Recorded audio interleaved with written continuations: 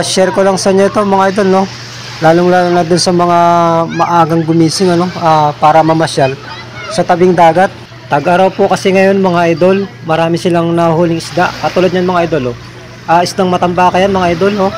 Nakalagay sa bastipol na mayroong saklob na plastic para hindi siya manambulat o manabog sa tubig, no? Kasi yan yung mga idol, hinahagis nila sa tubig para hindi sila mahirapan sa pagbaba sa bangka kasi mataas yung bangka mga idol, no? At ang kagandahan dito mga idol, yung mga bumubuhat dito, yung mga kargador, katulad ng mga idol, yan, oh. Bawat banyerang binubuhat nila mga idol, bayad po yan mga idol, ano? At hindi lang yan mga idol, may kasama pa ring ulam, oh, na ipamimigay sa bawat bumubuhat, katulad ng mga idol, oh. Habang binubuhat-buhat mo ay diretso muna sa bahay mo para hindi lang pangulam ang madadali mo. Kasama na dyan ang pulutan mga idol, no? At hindi lang yun mga idol, no? Tambay-tambay ka lang dito, panood-nood ka lang, waiting ka lang. Kahit na hindi ka na tulong mga idol, namimigay naman sila mga idol, no?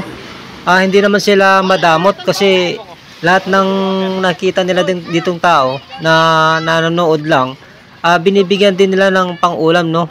Kasi traditional kasi dito mga idol na pamimigay sa mga tao na kahit na hindi ka natulong, binibigyan pa rin nila ng pang-ulam katulad nito mga idol. Ayan, oh. Oh.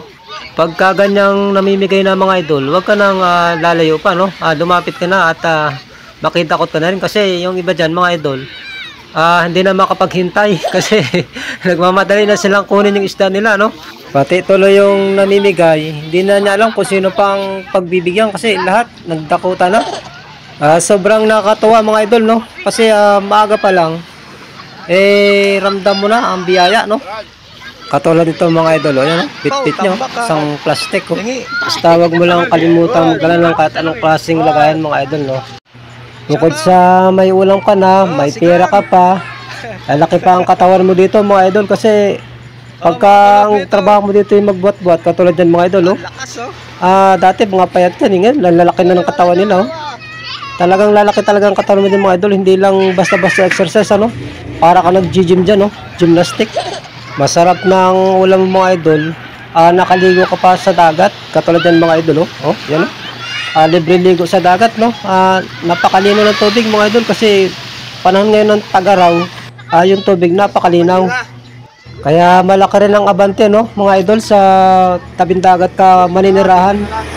Kasi bukod sa mga sariwa na isda na mahuhuli mo, libreng-libre, no, ang maligo sa tabing dagat, no. Basta wag mo lang kalimutan mga idol magdala ng salamin sa mata na pangsisid, no, yung goggles. Tapos kailangan yung suot mo dito mga idol, wag yung laging hubad kasi katulad yan mga idol, oh, hubad. Kasi pag hubad ka dyan laging mga idol, ang kalaban mo dyan mga idol yung salabay, no.